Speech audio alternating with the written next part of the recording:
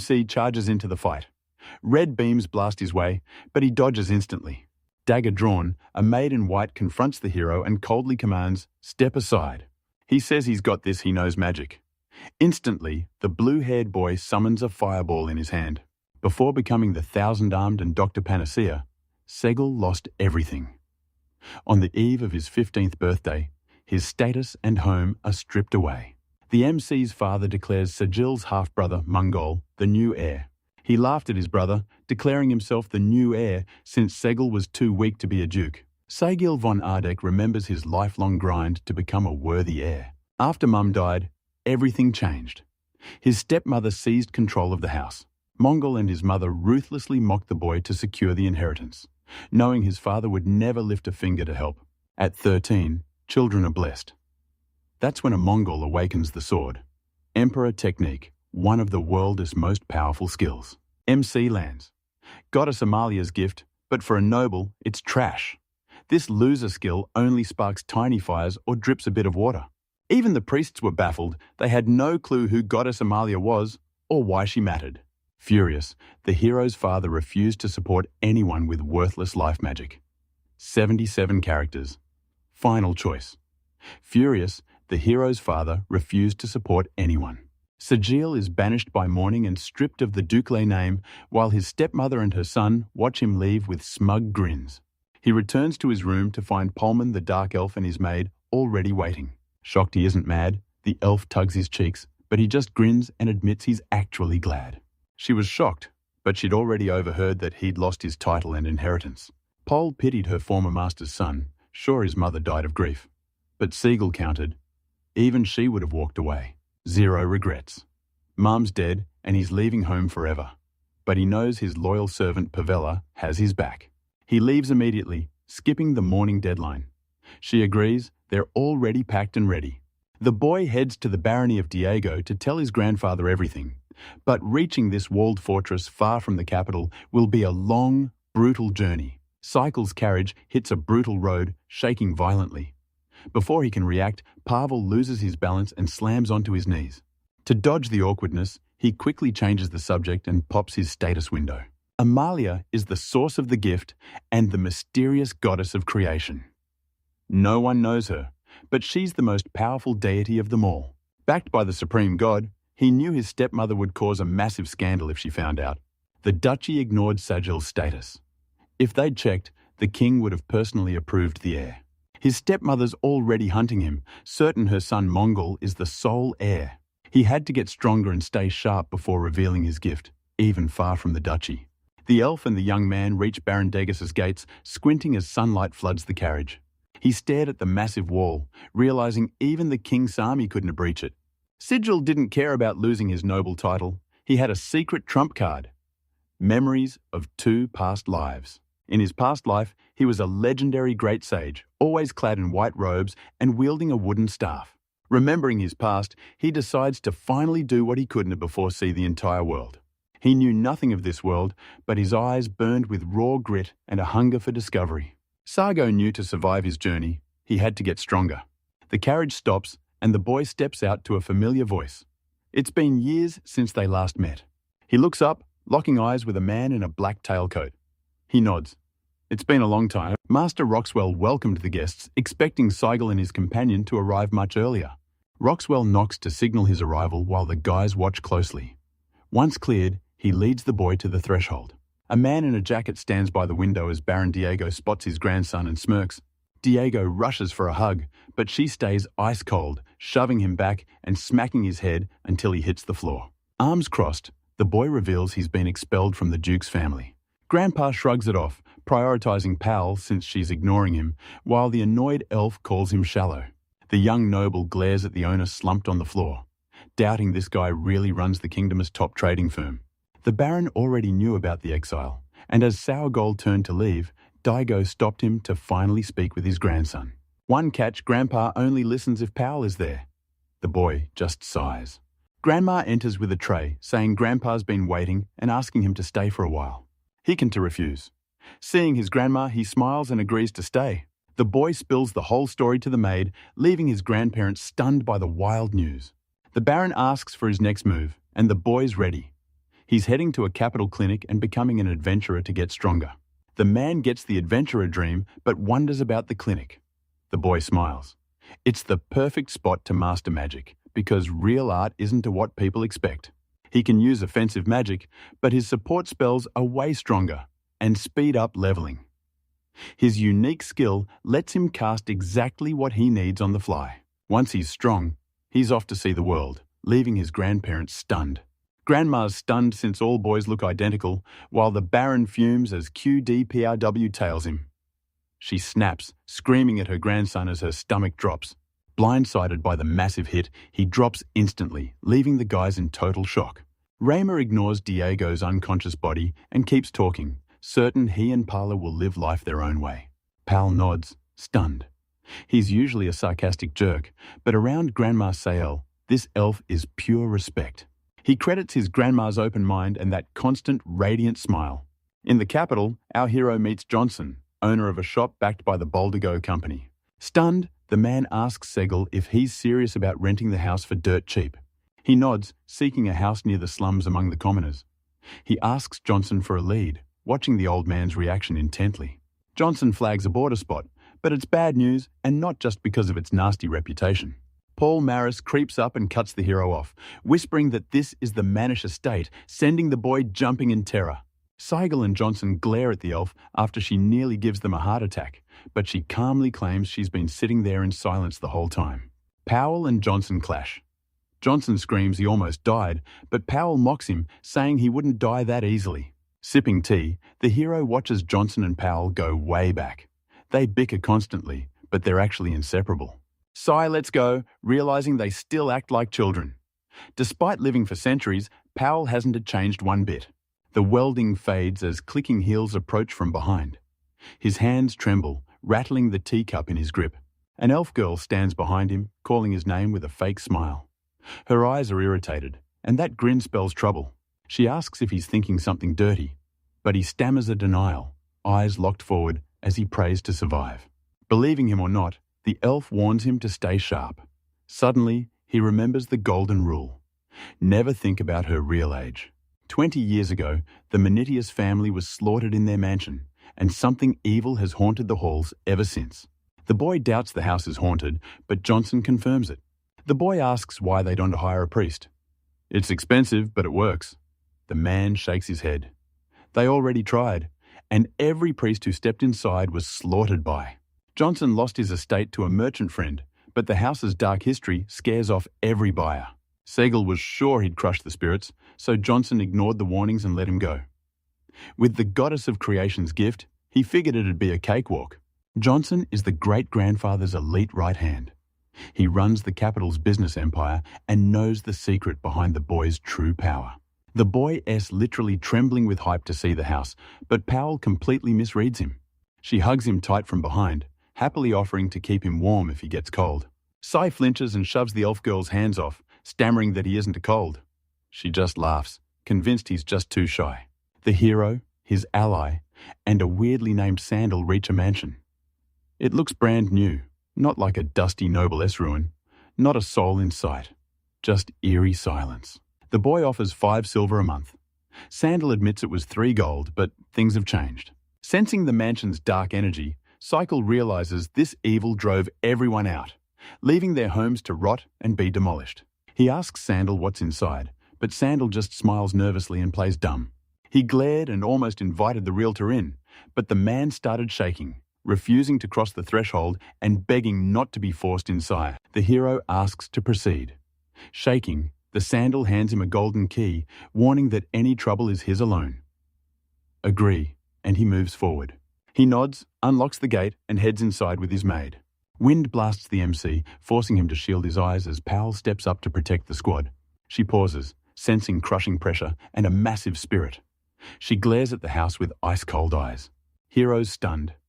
Everyone knows Pal is only ranked 12th, yet the elf insists this spirit is a powerhouse. No hesitation. Seizing the moment, the hero uses life magic and triggers enemy search. Research magic maps. Allies blue, civilians yellow, and enemies red. 7.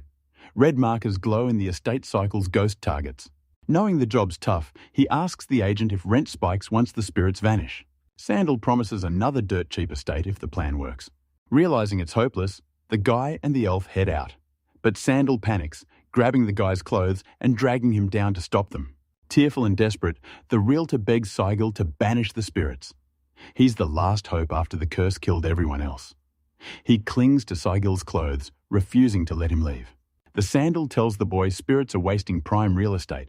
Clear them out, sell the mansion for a fortune, and the kid gets a massive cut. The boy stands firm, demanding the mansion for 5 silver coins a month indefinitely. The realtor's sob stories fail, and he's forced to cave. Sandal sighs and agrees to pay the estate, but even with the spirits gone, the boy suddenly demands a new condition. The boy demands 5 gold coins to purge the spirits, grinning as the realtor reels from the massive price. Sigil pitches Sandal a gold mine. Invest 5 coins in his land now for a 1,000 coin payout later. The boy wins, and the realtor caves. He'll pay 5 gold coins to clear the house of ghosts. Deal son. Peering at the house, the boy smirks and restates his terms. Break the deal, and the Sandal gets cursed. Shuddering, he swears to follow every rule.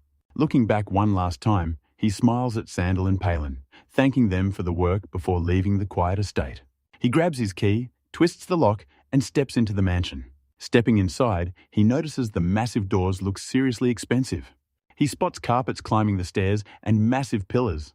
This mansion is just as grand as the Duke's. Bang, the door slams shut, making the duo flinch. Candles die as a freezing chill pierces them, leaving a faint rustle of ants. A hateful, ghostly voice echoes.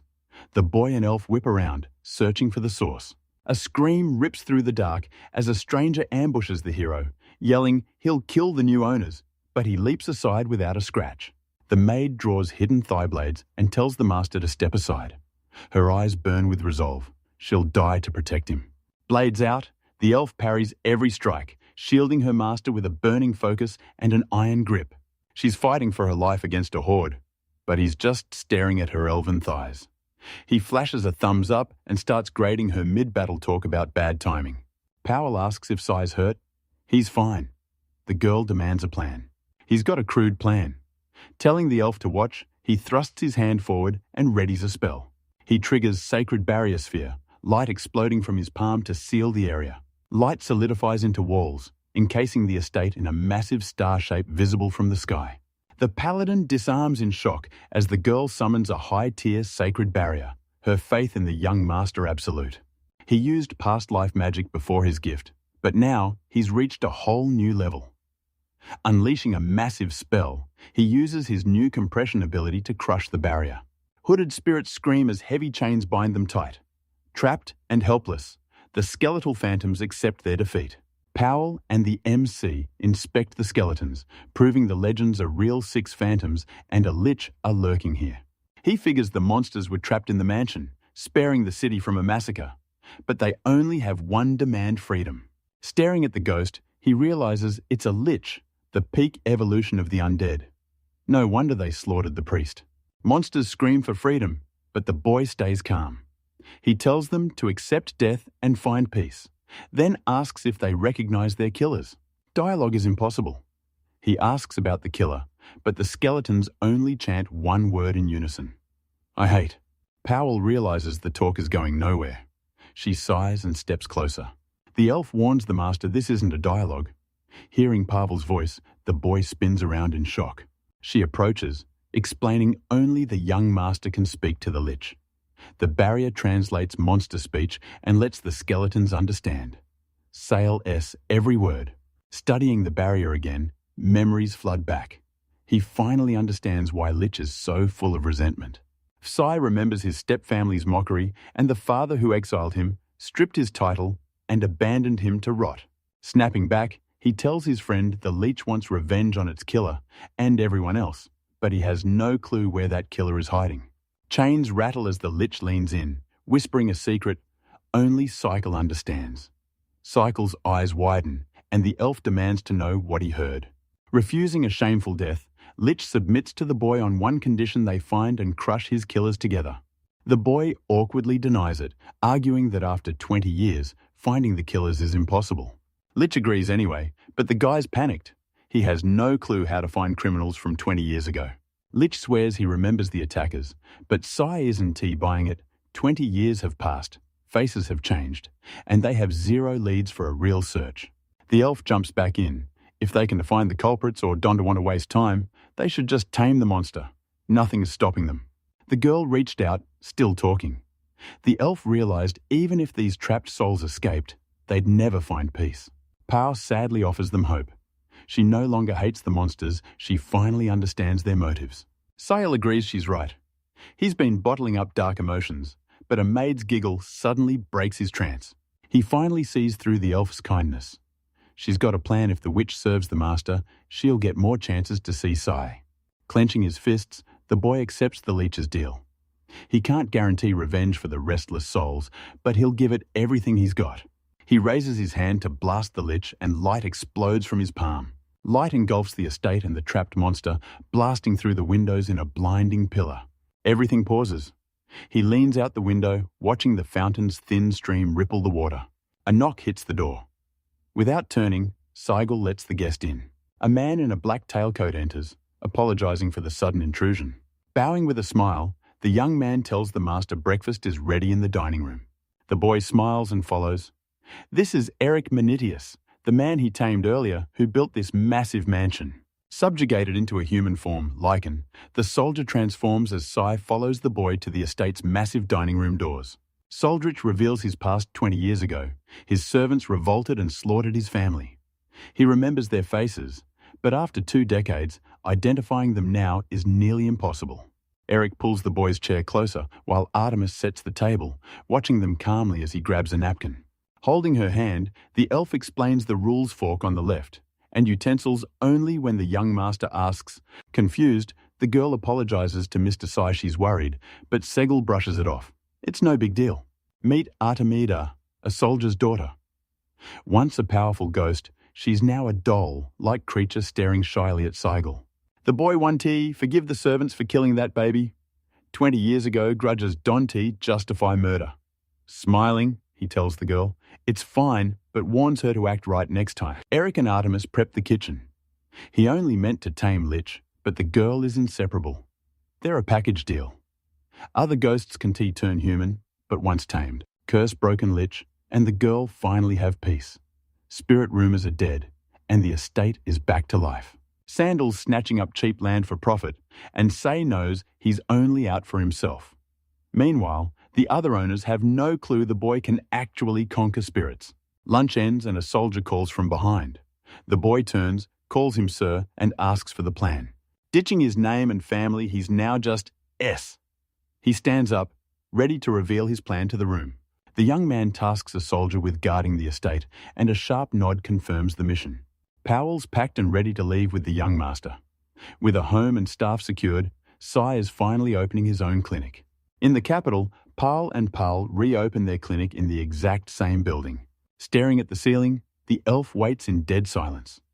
No quests, no visitors, and zero help needed. He's bored out of his mind. The boy hits Johnson's, already in the loop.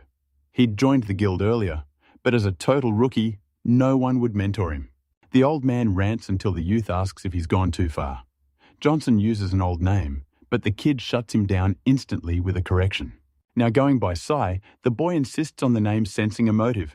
The old man asks why he's really here. This is no social call. He nods, revealing his true motive. Making Bank Johnson laughs, asking if it's all about the money. Sai grins, summoning a cube with a trapped red dragon and letting Johnson handle the sale. Stunned, the man asks if he's serious about giving up such a rarity. The kid agrees instantly, claiming the dragon is flawless, blowing Johnson's mind. The old man accepts, vowing to deliver his best for the massive order. Johnson counts his coins, eyeing a 1,500 gold price tag, but knows taxes and fees will devour 40 T. The old man offers a 60 cut worth 900 gold coins, but the boy smirks and demands his share stay under 50. The man tries to argue, but Sai cuts him off, flashing 6 more red dragon cubes and offering them for his share.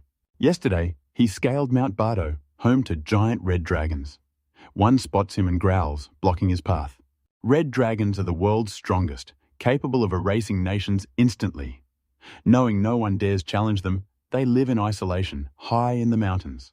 The dragon lunges for the kill, but the boy stays cool, taking flight and leaving the beast hitting nothing but air. Relieved, he knew the world's strongest monster wouldn't show up without a reason. Separated on the mountain slope, the boy fears for the elf and rushes to find her.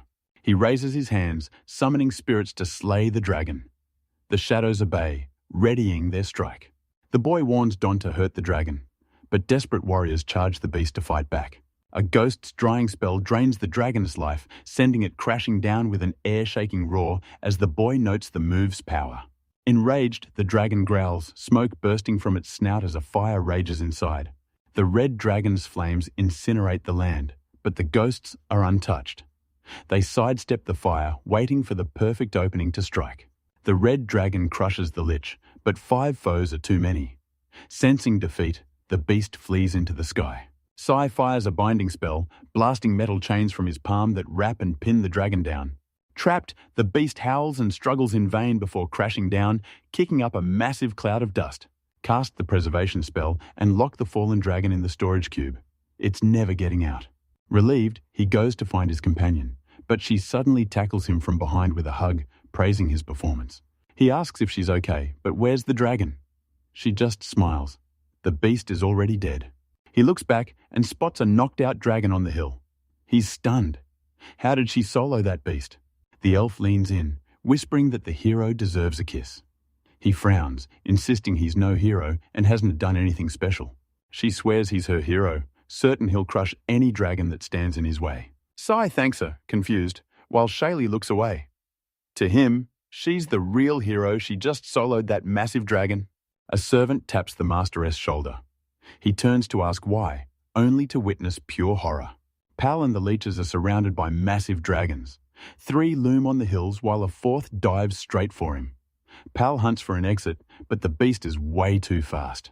Furious her flirting was interrupted, the elf snaps and draws her dagger on the enemies. Powell scowls, vowing to take them all alone, while the boy smiles, certain she's the real heroine, not him. The elf mops up the monsters and turns to the boy, sizing him up before honouring the fallen.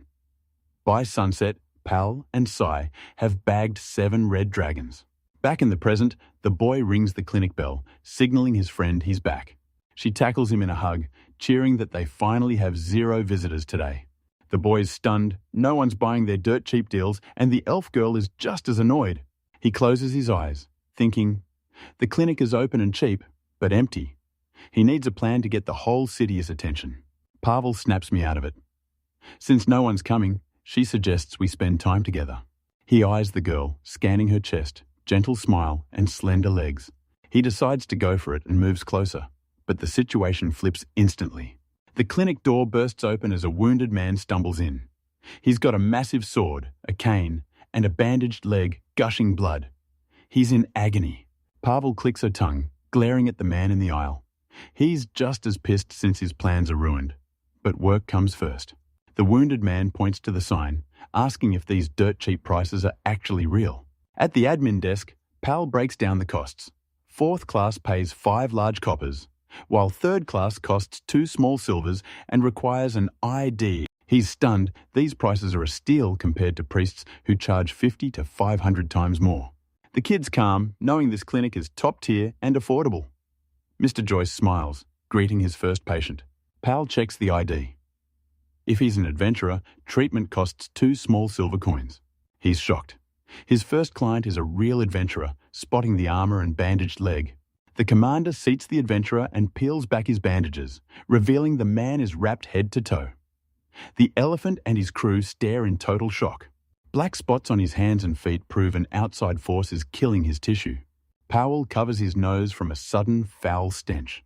Sai realizes the poison is so severe, necrosis has already set in. He asks if a monster caused those wounds, but the traveler reveals he got them fighting a massive fanged viper. He hunts for a cure fast. The blade viper's venom is lethal. The boy skips the pleasantries and drops the truth. The poison is lethal. The adventurer instantly tenses up.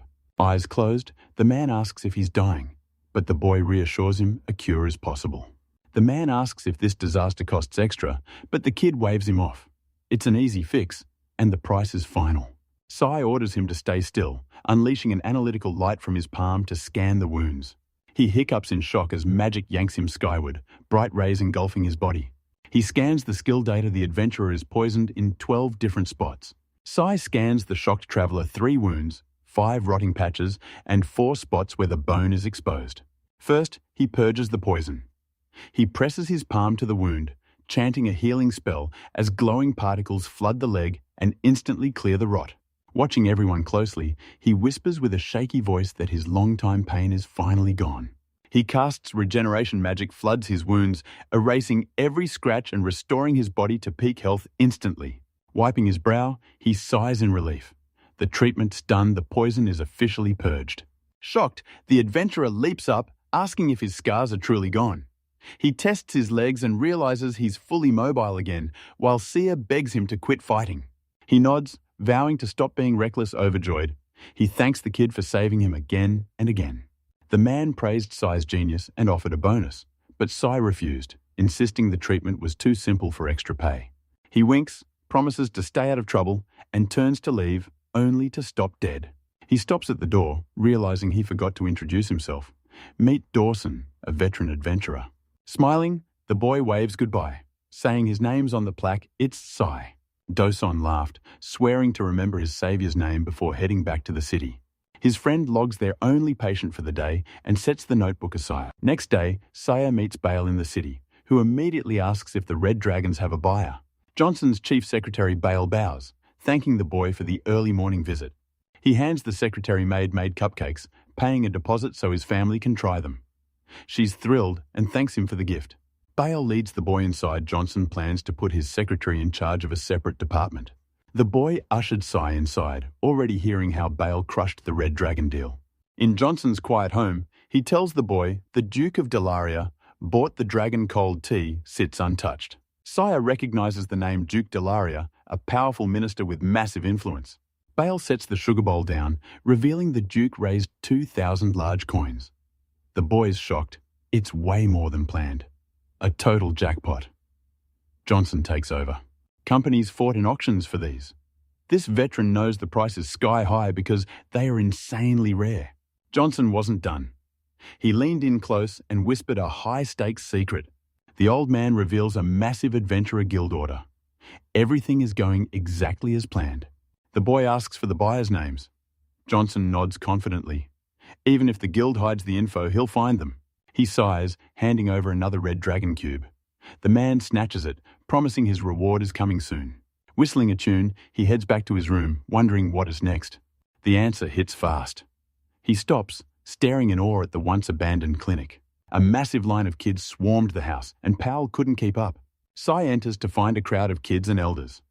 An elf charges a fourth-class visitor 5 large copper coins. A kind old woman asks Sai if he's the one who drove the ghost out of this house. He confirms his identity, and the old woman immediately praises his youth and magic mastery, calling him a rare talent who can banish evil spirits. He nods along, warning her not to overdo it since her healed knee could still flare up, and she calmly understands. The lady leaves, and the boy wonders where the crowd came from. The elf's theory. Yesterday's dog spread the word about the clinic. He mocks Powell's nickname, Delaria, but she quickly pivots. Turns out, the last numbered patient was 28. Elle finishes the checkup, preps the room, and calls the next person in. Buried in paperwork, she spots a massive crowd outside. She frowns but stays silent, diving back into her work. He says goodbye to the boy he healed. The mom's grateful, and the kid promises to stay in one piece. Powell enters with a heavy sigh, eyes locking onto her worried face. What happened, he asks. Smiling, the elf shuts the door and shakes her head. Nothing out there but dung beetles. He asks if they are the same scarabs, but Powell dodges, pushing for the next patient. He agrees and preps for the new client. Night falls, the clinic line clears, and the doors lock until morning. Exhausted, they call it a day. The tired elf agrees, lock the door, eat, and finally crash. Peace is shattered. A bell rings, footsteps clatter, and serious strangers barge into the clinic. 5 guests gather, but the cloaked man hiding twin swords is trouble. His icy stare says it all. Paul turns and smiles at the familiar faces, but a shout cuts him off. The boys finally snapped at the elf. He recognizes these guys as the dung beetles from earlier. They look perfectly healthy, no wounds, no sickness, nothing. The leader points and glares, demanding to know if it's really him. A dagger whizzes past his ear, thudding into the tree. Speechless, he shoots a panicked look at his companion. Shaking, the boy retreats to his friends, eyes locked on the blade. The elf warns him to stay away from the young master, calling him a lowly dung beetle. He smiles, pats her shoulder, and tells the annoyed girl everything's fine. After the guest narrowly dodges a dagger, the boy tells him to watch his mouth and asks if he needs help. Clicking his tongue, the stranger admits he's bad at speeches but will give it his all. He clenches his fists and turns aside. Palin sizes him up. He's Darnan, security chief from the Adventurers Guild, here with his squad. Things turned sour when Darnan accused the kid of breaking guild rules and ordered him to follow. The boy couldn't even argue. The boy shrugs and agrees, so the relieved security chief immediately leads them to the exit. A soldier watches the fallen object with an unreadable gaze. Sai tells Tom not to wait for dinner. He doesn't know when he'll be back. Darning freezes as a stranger appears. Trembling, he asks how the man snuck in, but the warrior stays silent and simply nods. The boy refuses to leave without his friend, claiming they're inseparable, but the elf's sinister grin hides a dark secret. Darnan agrees, grabs his girl-shy friend, and leaps straight out the building. We're at Old Dreddo's Capital Adventurers Guild, a massive building with panoramic windows overlooking the entire city. Heels click as the boys enter the hall to a bizarre sight. A braided girl sits in an armchair under a banner, a silent servant by her side. The girl on the right frowns, adjusting her glasses as Darnan tenses. The braided girl then speaks up, thanking the hero and elf for coming. She introduces herself as the department head and tells him to sit. They've got a lot to discuss. The boy introduces himself, points at Powell, and claims she's his elven servant. Sai stares down the department head, demanding to know why he and the maid were summoned so late. Surprised, the head eyes the elf and demands her name, wondering if she's the legendary familiar everyone's buzzing about.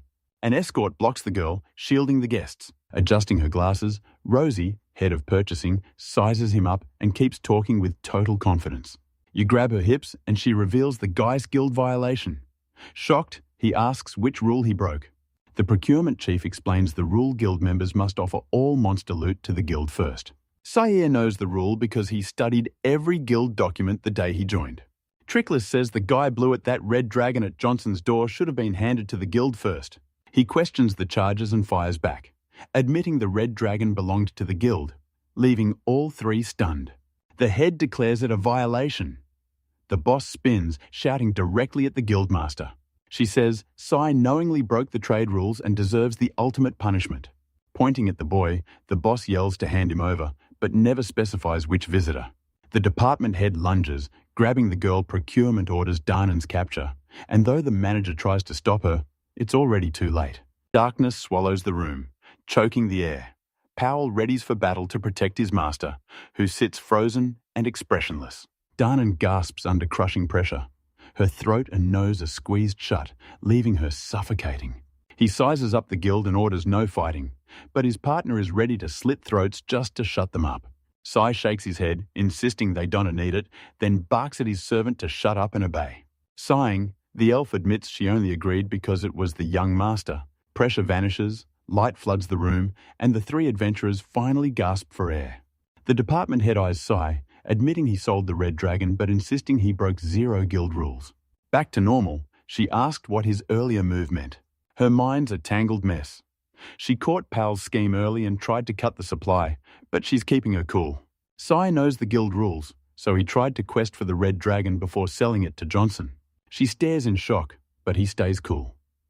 Since the guild rejected his quest, he couldn't sell the dragon, meaning he didn't break a single rule. The procurement head clicks his tongue and taps his foot, dismissing it all as total nonsense. The guildmaster rushes to calm Rosie, taking charge and telling her to cool her temper. To verify his story, the chief demands the name of his former guild administrator. Sayer forgot her name, but his description of a short, light-haired girl is enough. The chief orders Darnan to fetch Elmita, and he's already on it. The boy's stunned. He only gave a description, yet the master knew her name. It's suspicious the boss knows every worker, but is clueless about his own guild's internal mess. He suspects it's either the numbers or a secret mastermind among the workers, hiding right under the guild's nose. Rosa's sweating bullets, teeth gritted, and the guy notices her panic. Suddenly, a knock Danan's back with Elmida. He grips her hand, pulling her forward with a reassuring squeeze as the curly-haired girl scans the area in terror, tears welling in her eyes. Asked again if it's the guild girl, he nods. It's her. The guildmaster asks if Sai is really registered, and Ilmita quietly confirms it. Did she actually refuse the boys the red response task? Elmada hesitated, and it was obvious. The girl remembers nothing. Sai and Powell trade shocked looks, while Hayes glares at Yomita by the door. The guildmaster notes the admin and Mr. Sai's stories clash, but the procurement head cuts her off, swearing Elmita would never lie. The girl tries to calm Rosie, warning that bias hides the truth, but Rosie's fuming because the guildmaster trusts a stranger over his own employee. Applause erupts, then dead silence as every eye locks onto her. His companion grinned at the young man, her plan to escape this mess already set. A glowing crystal manifests. The stunned elf asks if this artifact can find the answers yet. Sair snaps his fingers. He forgot the crystal. To save the memory of his first day as an adventurer, he records the moment on the magic stone. A screen flashes from the crystal, and every eye is glued to it. Back to day one. At the guild counter, he boldly reveals his name and gift. Lamita scans the info sheet several times, then sends you to the lounge to learn the guild rules before finishing registration. He refuses, having read everything while waiting in line. The admin smiles, thanks him, and says to ask staff if he has more questions. Ilmita hands him the certificate, warning that losing it costs 3 silver. He thanks her and grabs the quest sheet. He tells the receptionist he's moving fast, but he's already picked his favorite quest and he's taking it. She agrees to sign for Sai, but seeing the task leaves her frozen and staring at him in total shock. She asks again, is this really the quest? Looting a red dragon is suicide for a guild rookie. Smiling, the boy claims the task will be easy, but Amita suddenly cuts him off.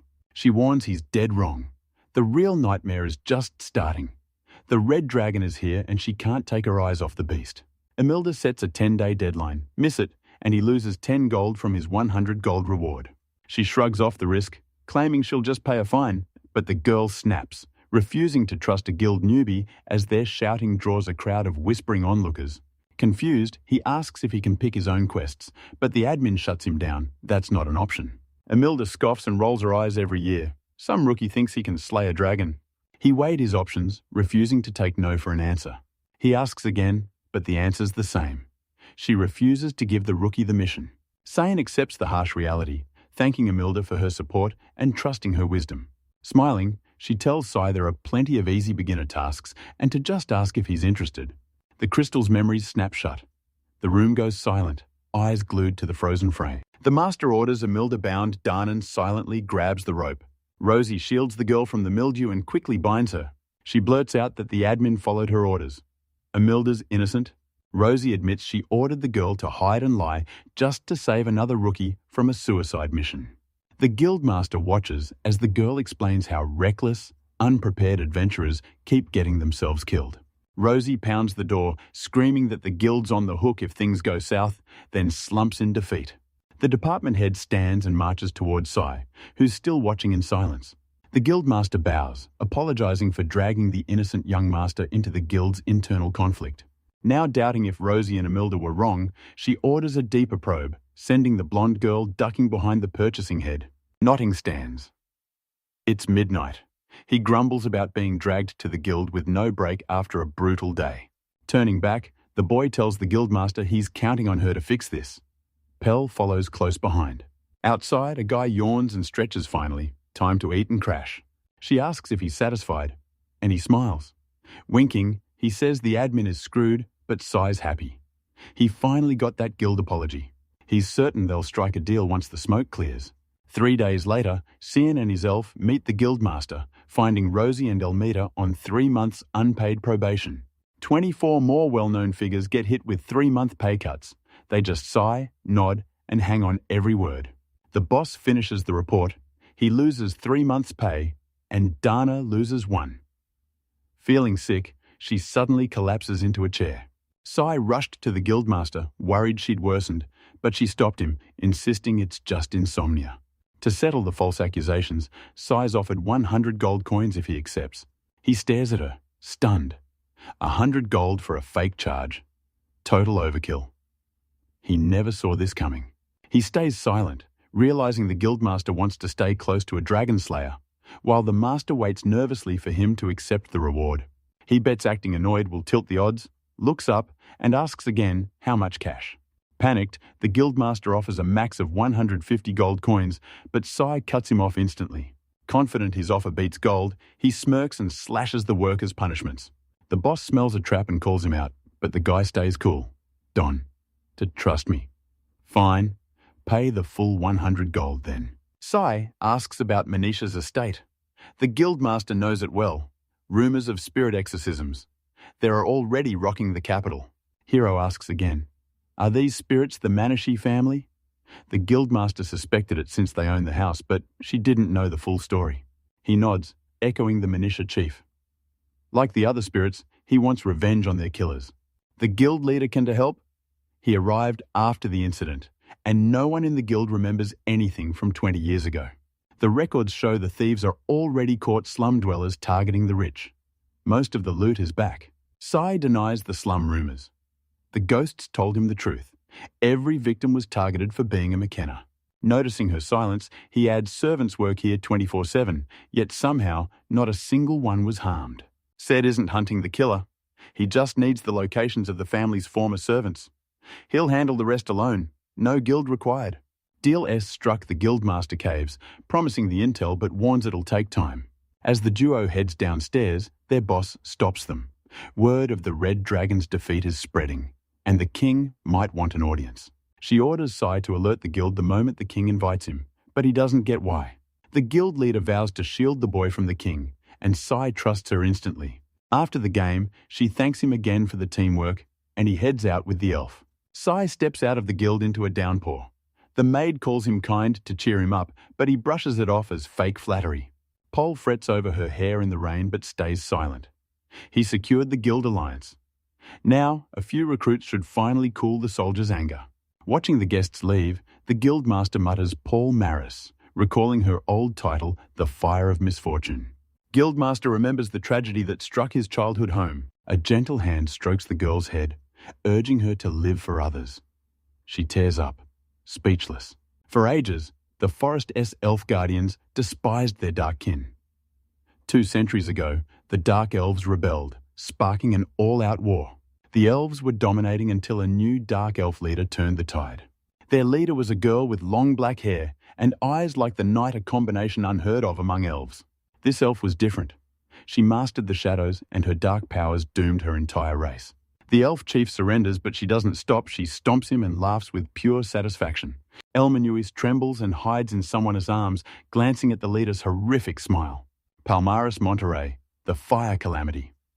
A name etched into the heart of every elf.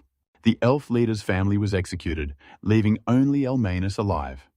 Stripped of her name and home, she fled the forest to become an adventurer. Seeing the elf again triggered Paola's childhood nightmares. While Elma recalled rumors she ditched the tribe 10 years ago, the leader blames herself for the chaos but shakes it off. She refuses to accept she's the cause, and the girl wants nothing to do with her. Elmanuis wants to quit as guild head. Face down in her pillow, she mutters. She's barely 230 and way too young to die. Cut to Duke Artek's estate. Thunder roars and rain lashes the windows, drowning the land in a cold downpour. The Duke slams the table in a rage, spilling tea. He glares at his guest, demanding to know how Delaria gifted the king a red dragon. He screams in despair. He thought Venice, the Arctic branch head, had everything handled. Now, the Duke is stunned by the chaos. Ponytail-clad Count Venus calmly admits he wants answers too and signals to stop the tea. Mugged down, the Count admits he failed to get the red dragon from the guild, blaming the man who hunted it. The Duke stares back cluelessly, arms crossed. The Count sighs in relief. Ardek still doesn't suspect a thing. Venice reveals Seigel caught the dragon before the Duke exiled him. Now the Count knows the boy sold it to Baltego's shop. The Count's proposals stun the Duke until Venice asks if he even knows Artek's financial state. Aldret's nobility is split land, owning feudal lords and landless court nobles. All 6 ducal families are court nobles living on state pensions. The Ardex are the richest dukes around, but their fortune flows from the Baldigal Company through the CEO's grandson, Mr. Sadzil. Sigil is expelled, stripping the Ardec Diocles of Baldigo's support. Now Baron Diago can demand his money back instantly. The Duke sat wide-eyed, reeling. He hadn't even considered the danger until Count Venus spoke. Ardec's head finally realized the truth. His problems went way beyond a red dragon. Venus grills Artek's head. The fallout hits the entire lineage. The Count demands a fix for the budget drain, but Artek stays silent. He's taking this to the Arctic Family Council, a summit where main and side branches settle the clan's biggest issues. "That's pathetic," he snaps, asking if the guy really dared to threaten the master of the house. Venus denies it's a threat, insisting Segal's expulsion is the chamber's top priority and must be the first order of business. The Count is livid. His son was expelled without warning, making everything worse. Now, the red dragon his son killed was sold to their rival, Duke Delaria, pushing their fragile peace to the... Venus heads for the exit, warning Mongold to keep his rank. He must slay a beast equal to the red dragon and fix the finances before the next council. Leaving the stunned Duke behind, the Count strides off. He's making Sedgil the family head now, even if he has to use force. Escaping the city's hustle, Sai and his maid chill in a sunny meadow, snacking on baked sandwiches under the drifting clouds. Powell asks why use herbs when magic exists, but the master is crafting a soap for gentle skin and silky, strong hair. This moment is peak killer views, fresh air, and a full stomach. Best of all, a cute girl is right by his side. Forgetting elf powers, he nearly chokes when she brushes off his flattery. Realizing she read his mind, he vows to stay on guard even with his closest allies. Changing the subject, he hands her medicinal aloe to moisturize hair and skin. Stunned, she grabs the plant. It's a miracle find, and she's dying to test it out. Paul Maris grabs the plants and orders a young man to plant the aloe by the estate, ASAP. Hours later, Pal and Sai finish the garden exhausted. The girl slumps against her shovel. Grabbing watering cans, the boy says the soil is already fertilized, but with mana, this aloe will grow like crazy. The hero casts mercy, imbuing any object with holy power. The elf douses the plants, realizing he and Paul Maris still have tons of land left for future projects. He eyes the aloe, hoping it grows fast to make his friend happy. Lamanjan's alive. Little Artemis sprints down the hall, toy train in hand. Inside the kitchen, an elf mixes a bowl while a boy reads Artemis has tea ready for the young master and maid. Hero pats her head and thanks her, her smile melting his exhaustion like pure sunlight. Powell's disgusted. She warns him Artemis is just a kid, but he doesn't care, he only thinks she's sweet. The elf thinks he's into kids, but he shuts it down. Nobody beats his best friend. Artemida leans in, eyes the bowl, and asks what's cooking. Giggling, the maid promises to show her something interesting after their bath. C smiles at the playing maids, wondering if the elf's spirit plan will succeed. Night falls as the gentleman sips his tea, but Powell suddenly bursts from the bathroom screaming, her hair glowing bright. Sai spits his tea, staring at the elf's skin and hair. He tells her to dress, but she ignores him, claiming she feels a century younger. The boy wonders about Powell's age again but stops himself. It's not worth asking. Still in the tub with her duck, Artemis wonders why Paul Maris suddenly bolted. Next day, Powell's glowing A-client visits with homegrown veggies and notices the change, telling the elf she looks more beautiful than ever. The elf girl raves about her new soap, and hearing her joy, the young man smiles, glad he made his maid happy. A woman begs for soap, and the boy remembers Powell prepped a batch of samples yesterday. A scarred, messy-haired man enters the shabby Claws clinic, his rare black hair and eyes instantly reminding the boy of a true friend. He figures a blade caused this scar, and it's clearly years old.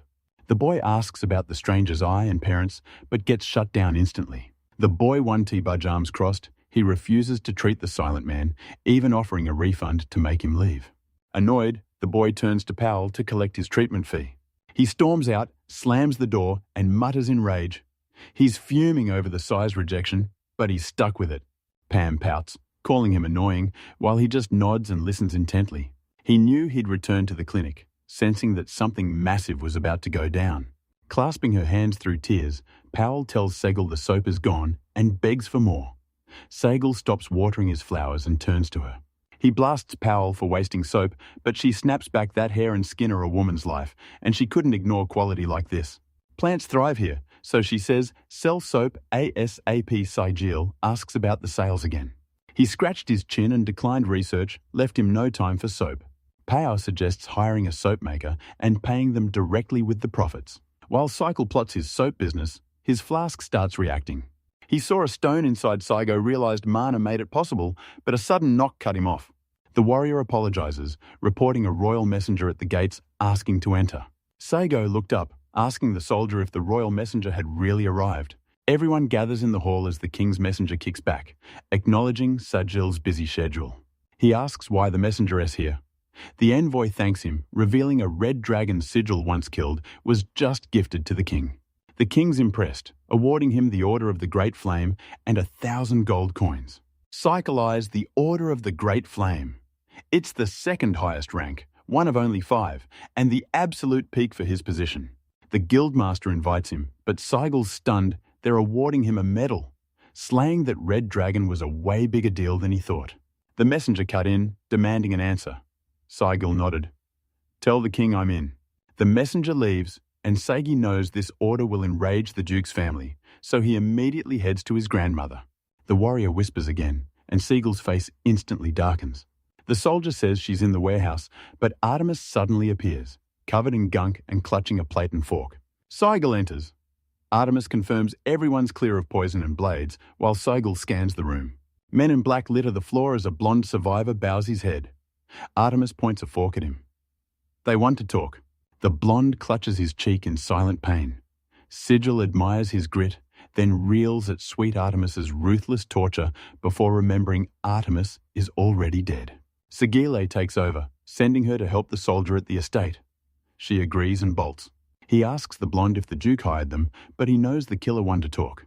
Seigel knows the Duke wants him dead for slaying the Red Dragon, but these guards make the estate an impenetrable fortress. Even if he misses, he's not alone. He instantly pictures a girl. Cycle knows borrowed power, 1-2 work. He needs his own strength, so he activates analysis magic. Stunned by a heavy blow, the killer reels as Seigel exposes the entire Night Raven Guild by name, leaving him paralyzed with shock. He asks Sigil about his assessment magic, doubting its limits, but the assassin reveals it's far more powerful than that. Sage remembers his past.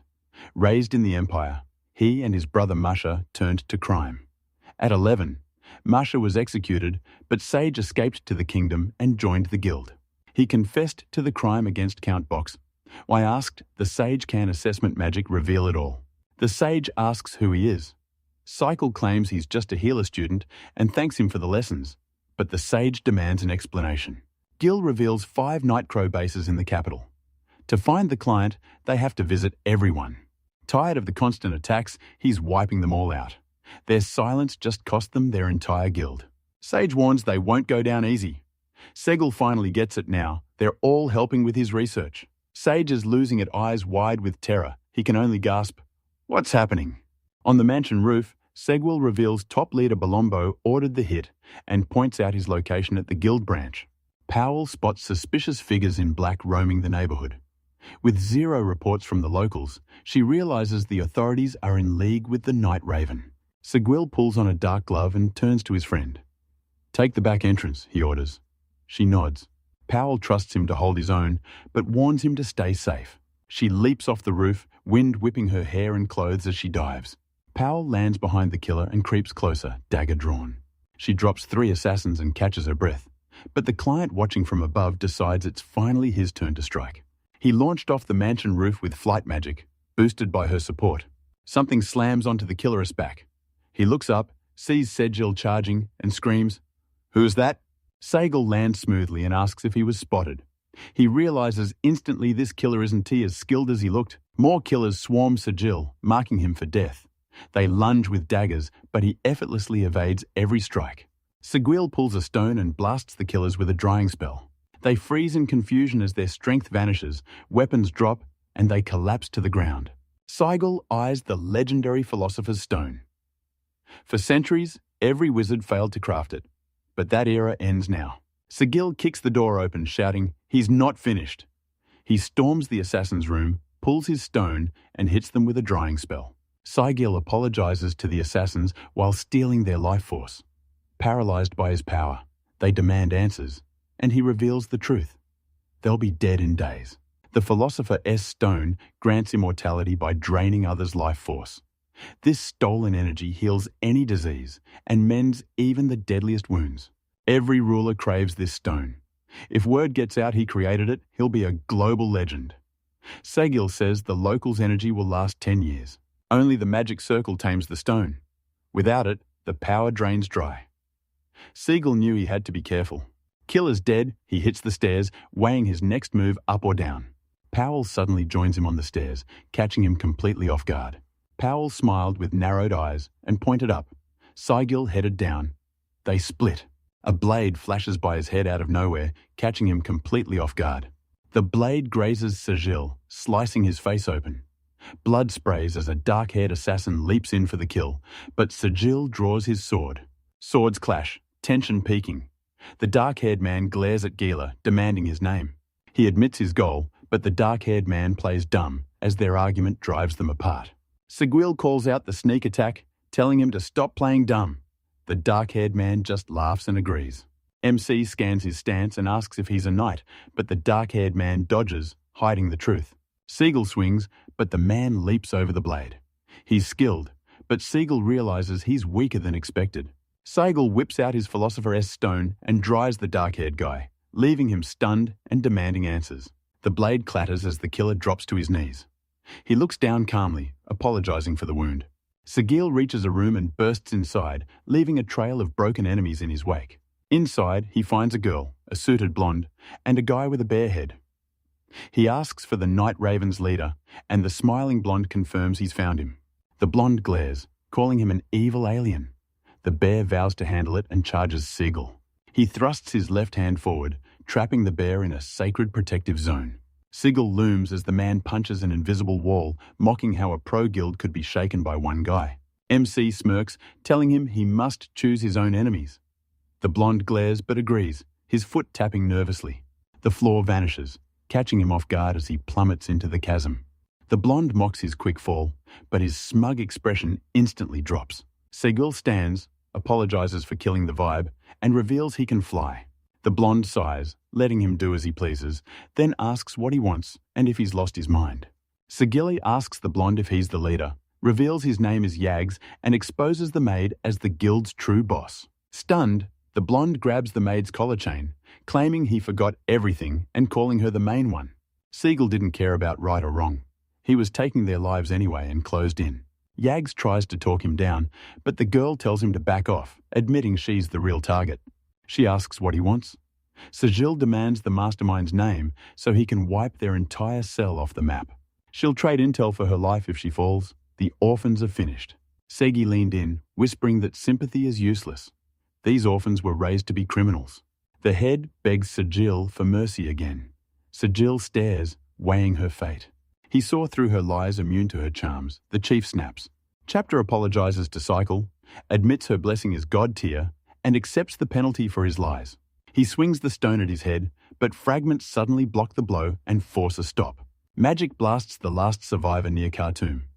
Ignoring the pain, he finishes the chapter with his back turned as she screams his name. Cycle bets.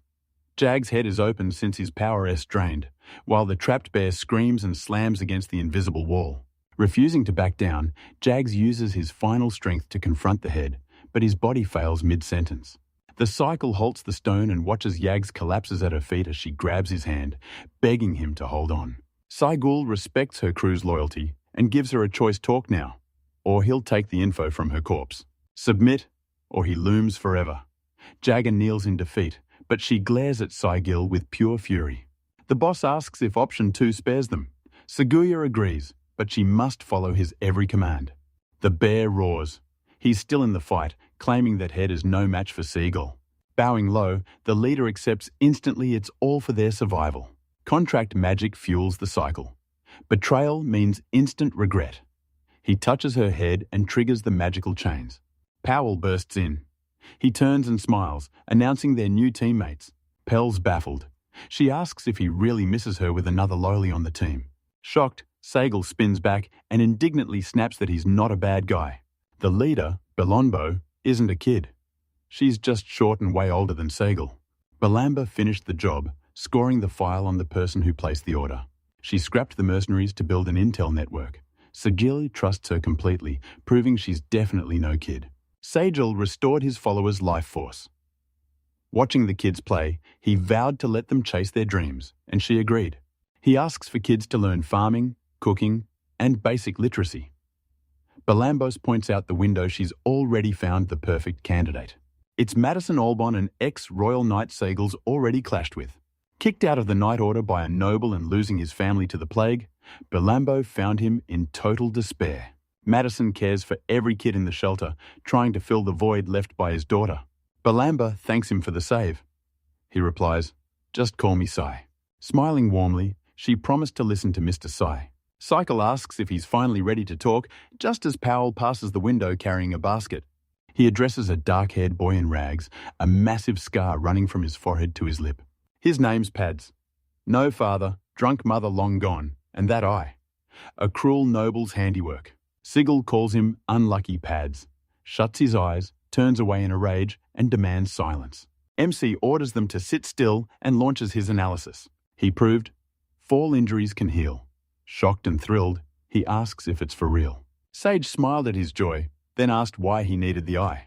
Pads looked away and declared he'd become an adventurer, his fists clenching tight on his knees. Sagal offers help, but Pads doubles down on his dream. Sagal scoffs. How can a farmer become an adventurer? Pads leaps up, shouting that his power is exposed. Segal offers a heal if Pads joins him. Enraged, Pads grabs Segwell's collar, accusing him of exploiting his weakness. Segal didn't pull back. He pressed his palm down and told him to move. If the pillows failed, the monster was way too strong for his skill level.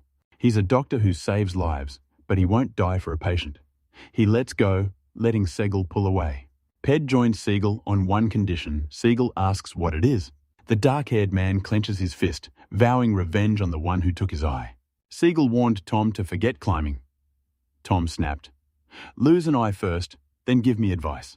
He gets the boss's rage. His own brother used to leave marks on him too. He asks Peds who his target is.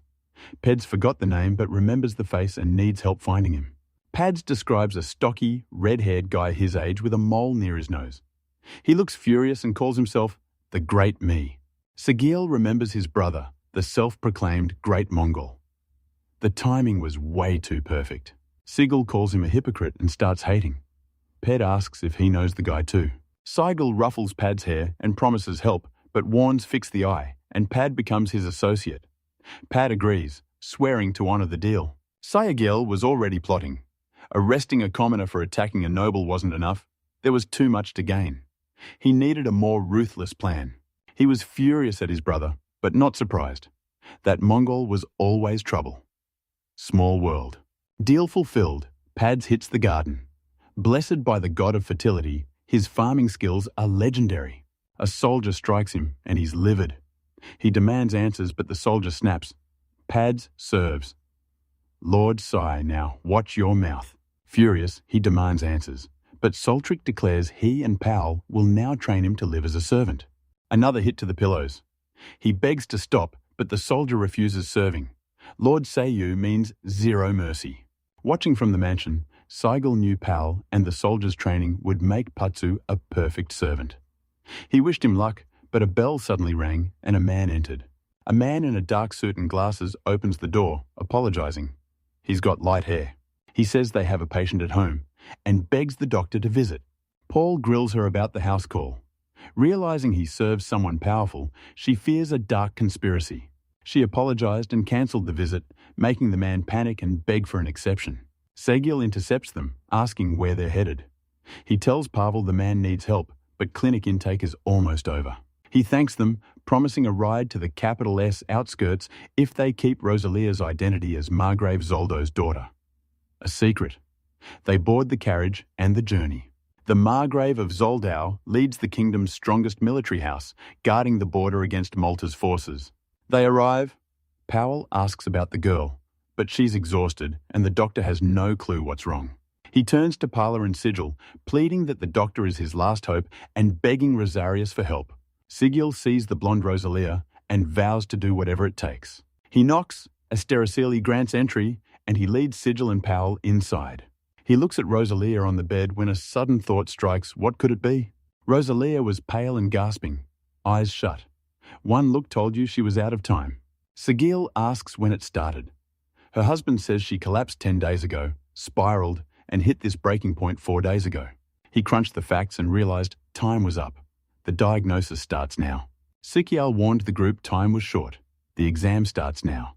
The maids nod, approach Rosalia, and apologize as they strip the blanket away. Sigil finds the illness is mana deficiency, and everyone's infected.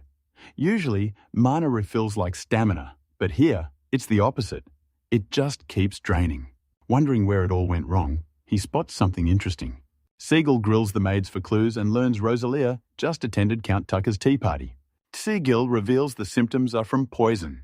Terrified, the servant admits the tea party was spiked. Saijin demands the who and when, ordering a message to the Margrave to launch an investigation. He's a pro. Rosalia's diagnosis is set, treatment starts now, and the man puts all his faith in him. Mana regeneration is trashed. Purge the poison and heal the vitals to restore it completely. He detoxed the body first, then started the treatment. He uses magical regeneration to jumpstart her mana recovery. Sigil's strength hits 0, leaving him drenched and stumbling until Pal catches him. He forgot one thing. Healing drains massive mana. Rosalia lies unconscious on the bed as Sage blasts his power straight at her. The man tells him to rest, but Segi refuses. He's got bigger priorities than himself. The maids rush back to Rosalia. She's finally back to her senses, and everyone is ecstatic. Tearing up, Saigo tells the girl the treatment worked. Rosalia needs rest, so Don T overdo it all while Pao holds him up. The servant wept with joy, thanking Sajil and promising his masters would be thrilled.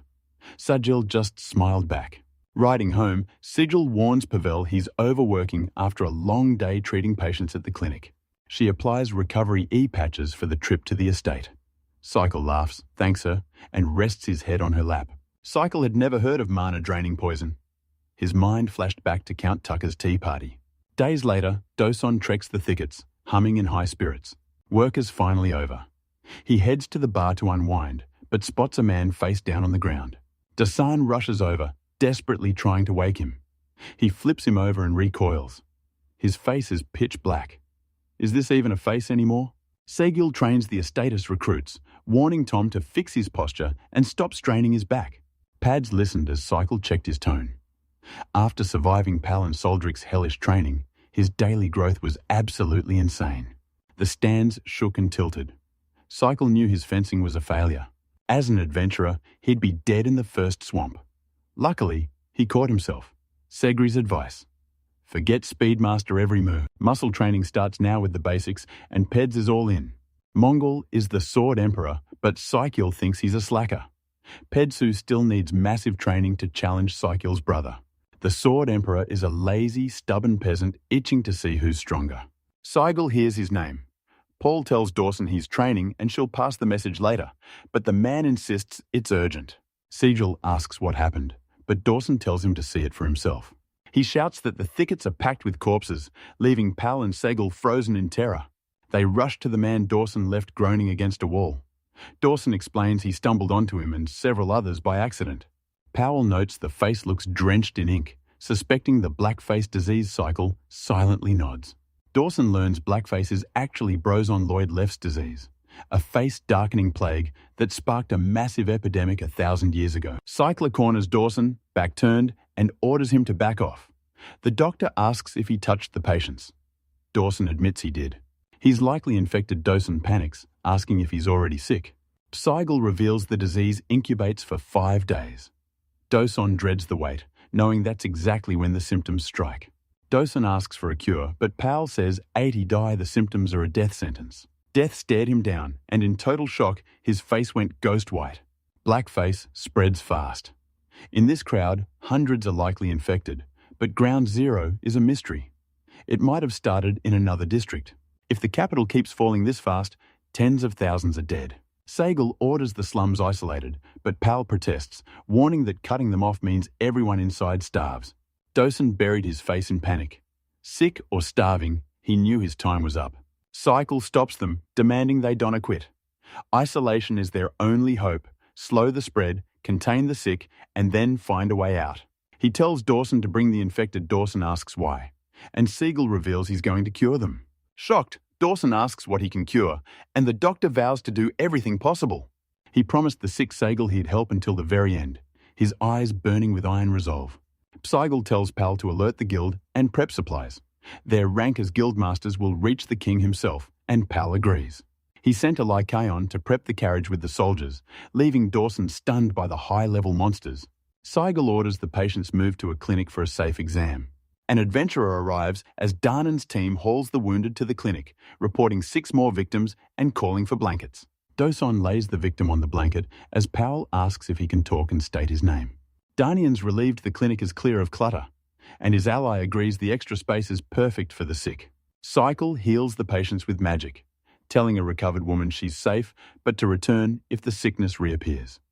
She thanks him sincerely. Staring at his hands, he's shocked to see this disease again. In his past life, these faces were a daily sight. This disease reinfects fast treatment, eases symptoms, and builds antibodies to stop the spread and shield survivors. Powell suggests a break, but Siegel just smiles. He's not tired and the work isn't done. Helping everyone is exhausting, but he can to stop the sick are helpless without him. A stranger interrupts with a quick apology, and Pal and Cycle turn to face him.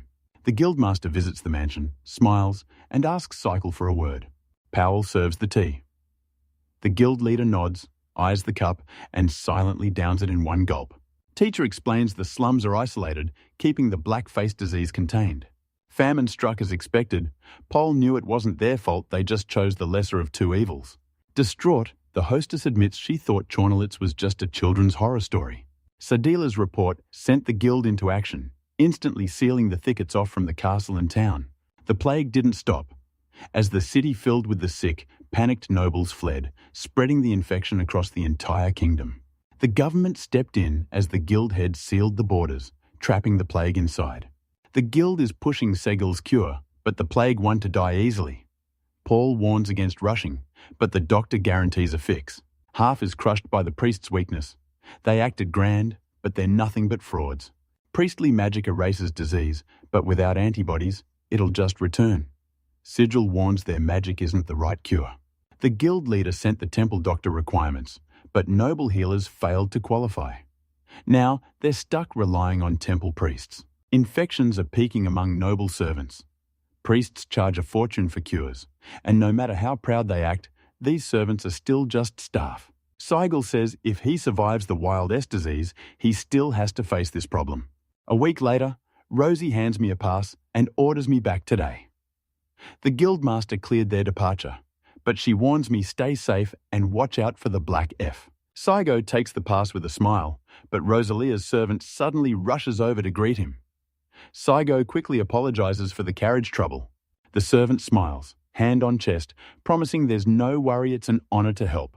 He told Sedlow the couple constantly brags about him to their noble friends. He opens the carriage door and invites him in, heading straight for the sick aristocrats while begging him to save the entire nation. 3 months after the blackface disease ravaged Seigel's land, the plague has finally subsided. Sigilla meets the guildmaster, revealing the blackface disease appeared a millennium ago, but its cure is now lost to history. Cycle, finding a cure, is a miracle. Sipping tea on the couch, he just smirks at the host's praise. He couldn't tell them how to fight the disease he'd already seen the first outbreak start. Memories flash back. A shadowed man questioned my journey while the sick suffered, so I begged the great sage to save them. Seigel spent years finding the cure, but he never got to see the world. The guildmaster admits she's overthinking, but warns him to avoid temples. He presses for answers.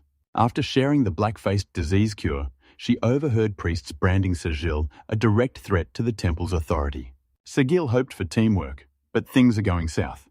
Now, the master wants an update on the disease's cause. Neighbours didn't do this. The drug's been lost for years, and no nation would risk a deadly epidemic. Psycho says animals are immune carriers.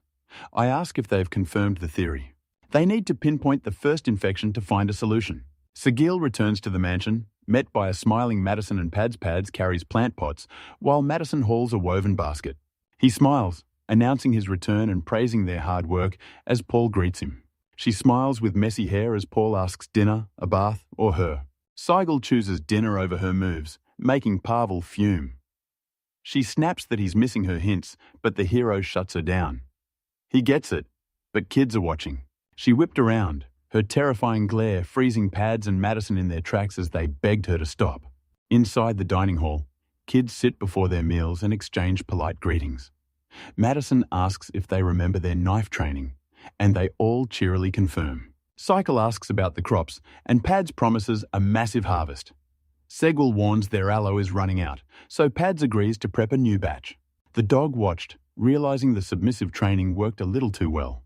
The estate is getting packed now that Pads, Madison, Lolly Balonbo and their kids have arrived. Cycle turned to his gear and patted his suitcase. He's staying until the job is done. A soldier bursts in, calls my name, and delivers the soap sale papers. Segi thanks him. The soldier asks to buy the soap, but Sig grins with women desperate to serve him. He's keeping his private stash. With the kids' help, everything's perfect. Mass production is a go. Siegel suggests buying Sandals land for a factory since their current workshop is too small. The waterfalls guarantee a steady aloe supply, and Eric's all in. Soap making was the goal. He, Pal and Pads hauled a cart to Mr. Bale's shop and arrived. A massive crowd surrounds the building. Seguila's shocked the line is this long before opening. Pad yells, "Look at all these people." Pal glared, warning Tom to watch his mouth. Ped jumped back and apologized instantly, while Seigel laughed and pointed them to the back door. Soap was just for ladies until he marketed it as a plague cure, making it the talk of every noble and servant. Clinic sales were impossible, so they moved the goods to Beale's store. Cycle thanked him for the assist. Powell holds the gate as T. Hill and Peds roll the cart in. Peds politely asks to enter. Baylor's daughter Rosa is washing clothes when she spots them, instantly jumping up to call Sagia. She approached with a warm smile. Cycle noted it had been ages, and she grinned back in agreement. He stroked her head, her hair matching Rosa's and fueling his love. But Paul saw her face shift, her features sharpening as a shadow fell. Teary-eyed, she yanks Cycle away from Rose, yelling that this is exactly why she's with him. Cycle turns to Paul, agreeing, she's the only one for him. Paul stammers in shock, while a clueless Rose watches them. Bale's wife Ush steps out, smiling through her light hair to tell him everyone's waiting. They haul the cart over, and Sagil delivers the soap. The woman thanks them, noting it's become a massive hit lately. Rose fears the item is so popular it'll get stolen at a public bath. Peds asks if it's really that serious. Ush is drowning in orders and needs a shipping boost to survive. Sagil promises they'll hit the deadline. Pads handles the herbs, Baylor supplies the rest after the next payout, and the kids are ready to work. Soap demand is surging. Business is looking perfect. Back at the estate, Sagil bows low to thank Balombo. Seigel stared in shock. She looked up and he asked why the sudden thanks. She says the kids are happy at work. Strong ones hit the fields and the smart ones make soap. They'll master farming and soap making, trading brutal daily training for a peaceful life. He gave her the chance. Turning, he thanked her too, leaving her stunned. Seigel grinned and told her not to worry, relieved another problem was finally solved. Checking his gear, he realizes this life he might finally reach the world's end. Segi rocks a festive outfit, and a beaming Powell loves the look. Suddenly, royal messengers arrive to usher him into a carriage bound for the castle.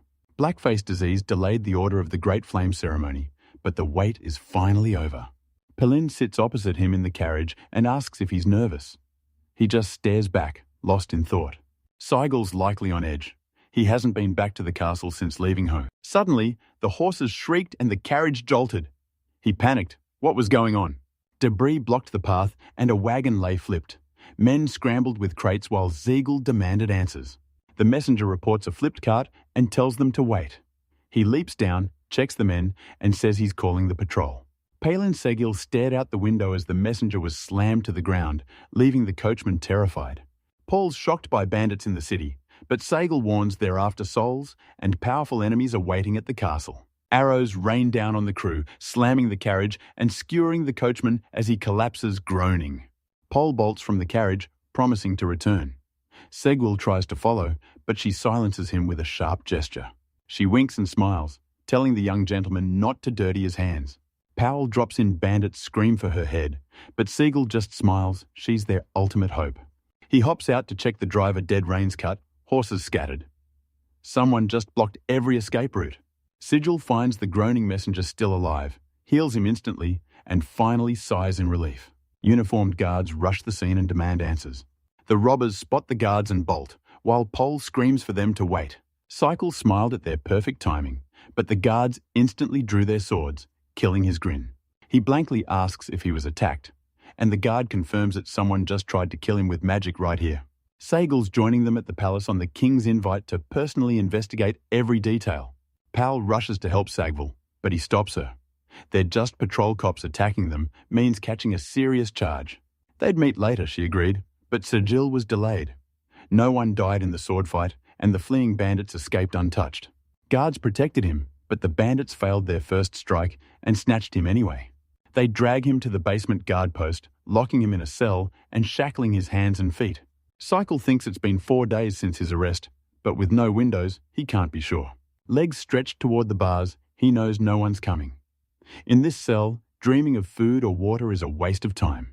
Sagal's stretching magic and life spells are all that keep him alive. They dared to arrest the king's honoured guest, but the powerful mastermind behind the plot remains a mystery. Powell bursts in with keys, apologising for the delay. Seguela smiles warmly. He's been waiting just for her. After non-stop healing, the hero calls this a vacation. Powell tells him to stop overworking and focus on her. Cycle asks who's responsible. Pavel blames the temple and a cunning archbishop, so she unchains him. Powell's fuming, guessing the Chornolitska disease story hit a nerve. She's sick of dealing with such a controversial guy. He and Pavel exit the cell. On the stairs, Pavel reveals the prince dropped all charges and ordered the arrest of his captors. Powell's done holding back MC, just nods, completely unsurprised. The temple's grip is too strong. He knows the king has to bury the truth. They hit the street, the blinding sun dazing Sigil. His vision clears to see the guildmaster's crew holding back the guards. She spots him and calls him over. She apologizes for the late rescue, but Sigil just smiles, thanking the guildmaster for the backup. Powell thanks the guildmaster, admitting she'd never reach the king without him, just as the crowd erupts for Sigil. A messenger sprints up, gasping and shaking with hype, and apologizes for the trouble he caused. Isle, remembering how he healed him the day of the attack. He's beyond grateful. Let's try. He bows to Sigil, remembering how he healed him. Cycle brushes off the thanks, just glad everyone survived the surprise attack. The messenger reports that despite being the King-ES guest, guards arrested him, starved him, and threatened him after a harsh interrogation. The ambassador brings Sigil to the palace to rest before the award ceremony, smiling as he says he's counting on him. Powell and Sigil board the carriage. The guildmaster smiles, wishing them a safe trip as they thank her. The guildmaster watched them with a smile, already vowing to repay her. 2 days later, he's strolling the Giel Palace gardens when a voice calls out. He stops and bows. Your Highness, Princess. Audrit's second princess, Lucia, stood before him, hair tied in ribbons. She noted it had been a while, and he bowed, agreeing. It had been ages. She apologizes for ruining his trip. Similar in age and rank, they were close friends before his exile. Lucius mentions his lost dukedom, but he just shrugs he's a commoner now. The princess asks if life is hard, but he prefers this over his past. She smiles. That's classic him. He eyes her, asking if she called for more than just his looks. Sigil senses a connection, telling Luca to correct him if he's wrong. Confused, she admits she has a request, and Sigil asks what it is. Arms crossed, she begged him to heal her mother. Saiga asks about the queen. Lucia says the archbishop's visit changed nothing, but Saiga senses she's hiding something. Curing a disease the archbishop couldn't fix Rex. The temple's reputation, threatening the kingdom's oldest alliance. Lucia knows Sigil's magic cured the black-faced disease. She asks how his power beats the temple's, hoping it can save her mother. Thinking of his mother, Sigil agreed to Lucius's request and the king's orders, but Lucius cut him off, telling him not to worry. She lit up, announcing her father's consent, then demanded the letter, and Psyche snatched it up. He scanned the letter, royal seal and signature. It's the real deal. Cycle grabs the letters and agrees to heal the queen. Lucia prays in thanks, overjoyed. The princess grabs his hand and drags him straight to his mother's chambers. Lucia leads him to his mother's room. They knock, and a long-haired girl recognizes the princess and Dr. Cycle, ushering them inside. Audrit waits by the bed, hair glowing and fists clenched with hype. He's genuinely thrilled the moment Lucia calls for him. Segel bows after years apart. The king hails his fight against the blackface disease, ordering the nation to show thanks. But Segel humbly refuses. Lucci stops her dad, stares him down, and demands Sigili check mom now.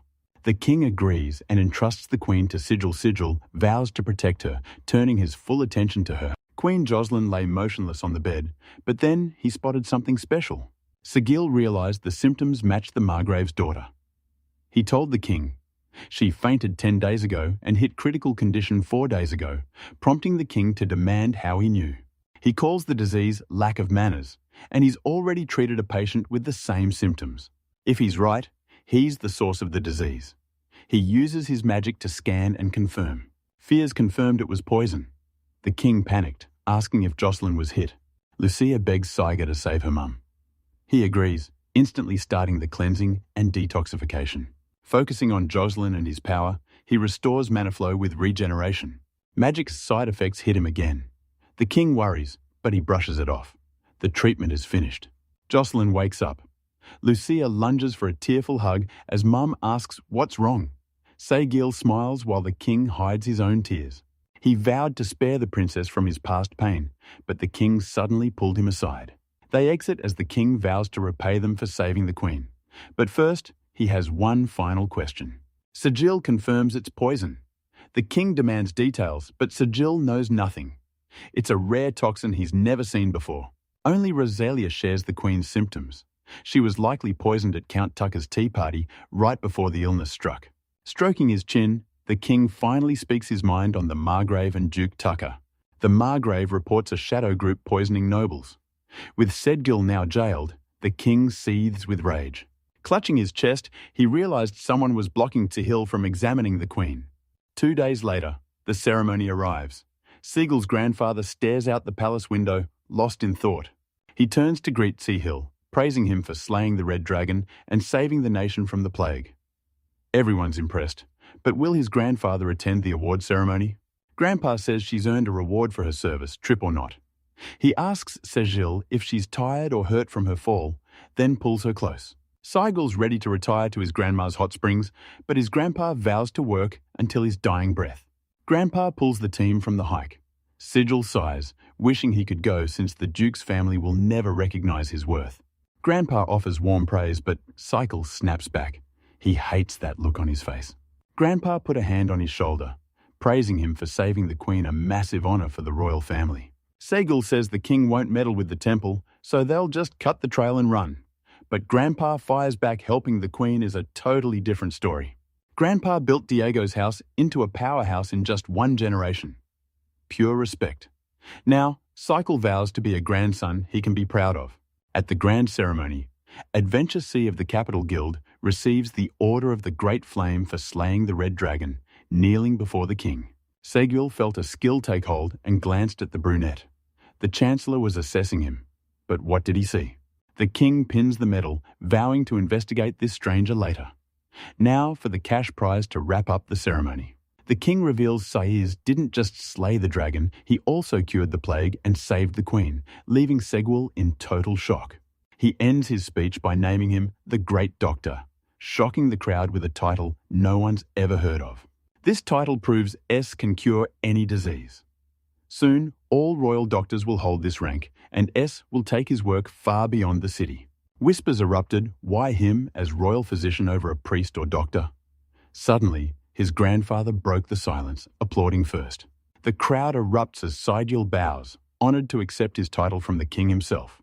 The king smiles, trusting the great doctor, and Segil grins back. Segil told the king he knew the price of his great doctor title, but he was already set to leave on a new journey. Surprised, the king agrees. He won to force Segil to stay for a title, as long as he promises to return. Segil thanks him. The king says Lucia will miss him. Cycle asks him to deliver gifts he prepared for the princess and queen. Their soap is blowing up, so he shares it. The king grabs a bar, guaranteeing they'll love it. A man walks up, and the king spots him, instantly pivoting to a new topic. He meets Chancellor Gumri Sadbiz, who greets him warmly. The king gathers them to discuss Sai's powers, but Sai wonders what did they really see during his test. The king smiles. He rarely doubts his chancellor, but today he's verifying it himself. Saigel agrees. The king spots the blessing of Goddess Azalea on the skill list and shouts, "This proves the truth." He demands to know why Siegel hid the truth. Siegel's terrified if his parents find out, they'll kill him. He mentions the Arctic Duke, then trails off, it doesn't matter. He's strong enough now that even if the king alerts the entire capital, he won't object. The king admits he's right with power like this, enemies don't matter. Now, the Chancellor demands the truth be revealed. Gamri confirms Sigil is officially the goddess' heir. Under their open protection, the temple and the duke can't touch him. Sikiel admitted he was stunned by the Chancellor's sudden affection. The Chancellor smiles, telling him to relax. He and the Margrave are old friends, and after saving his family from the Black Plague, the Margrave is honoured to return the favour. The cycle eyed the king and Chancellor, testing their trust. He asked for help, laying out a stone and several documents. The Chancellor asks to inspect it, while the king demands to know what's on the table. Gamri shouts, "It's the Philosopher's Stone." A stunned king asks the Chancellor if this is really the legendary gem of immortality. Sihiel points to the objects grant his request, and the king gets the stone. The king stares at the stone, speechless. I break the silence. What do you want to know? Beside a goddess statue, a maid brings water to a coughing archbishop in bed. He hauls him up and hands him water. Clutching his chest, the archbishop struggles to stand. The servant suggests a doctor for the persistent fever, but the archbishop snaps, shoves his glass aside, and calls it nonsense. Glass shatters as the archbishop screams. He'd beg a temple heretic for a cure, but a violent coughing fit cuts him short as his attendants rush to help. Whispers spread don't expect miracles from a fraud who bought his rank. He won't last long. The archbishop hates Saya, but the king just confirmed his divine blessing. The crowd recognizes the illness, but the archbishop's cough cuts them off. Blood stained his palm. He glared at the statue, demanding to know why it turned away. Jocelyn smiles and thanks Sigel, calling yesterday's gift soap wonderful. Lucia rushes over, praising her glowing skin and hair. Sai says he's honoured. Jocelyn worries about the soap supply while Sai is away, but he reassures her production is booming and they're all set. Jocelyn and Lucia beamed with joy, shouting together, "Thank God, what a relief." The king grins, asking if it's time for Saigel. Lucia nods. Queen and princess exit, leaving Sigillo with the king and chancellor. The chancellor gets straight to business. He hands Saigel the files. There's a bounty on his head. The Arctic House is guilty. Envoys are already moving, and their punishment is coming. Check the proof yourself. The duke's behind bars, but the king can't purge his entire bloodline, so they're taking a more calculated approach. Saigel nods, asking if the Mongol becomes the next duke, but the king waves him off it's impossible. The king eyes Sigil, tells him to study the document, then changes the subject. He tried naming Sai leader, but Sai cut him off with a smile, calling it impossible. The king expected this and regretted it. The chancellor called it obvious. Both looked crushed. The chancellor asks for a new leader. Sai suggests Count Benning, but doubts he'll change anything in the House of Dukes. Siegel's solution. If they want real change back, Viscount Eldon's. The king praises Benny's genius, but Sai cuts him off Benny and the branches won't quit. A headless hydra is easy to break, but these guys refuse to submit. The king and chancellor demand to know if Sai cares about their fate, but he coldly reveals he cut ties with Ardex long ago. The dukes aren't a threat anymore. Now's our chance to crush their power and wipe out their strongest branches. Seeing Seigel's remorseless face, the nervous king admits he'd hate to have him as an enemy. Pads and Madison clash, and Madison realizes Pads is leveling up, but Pads gets distracted by some old words and loses focus. Mattis mentions one detail, then suddenly strikes, knocking him off the waterfall to slam onto his back. Looking down, he says he's not finished, but a fuming Ped screams that it doesn't count. A voice calls Sago's name from the window. Pads whips around. Sagal smirks, yelling through the window that it's time for a duel. Pads is lost until he spots a Mongol by the house, standing there in a total daze. Pad identifies the man who took his eye. Sai confirms the target and asks if he still wants revenge. Pat's answer? A dead set. Yes. Sagal drops down, pats his shoulder, and says it's time to go. Suddenly, the Mongol turns and spots someone closing in. He mocks Sigil's ego for challenging him, but Sigil fires back. He's a top-tier doctor now and has every right. He handed the Mongol the promised cash, warning that the Duke's downfall meant survival was about to get way more expensive. Zest scoffed, heading to the guild to register before dueling the man he brought along. The Mongol eyes Pad, questioning if he's really the opponent.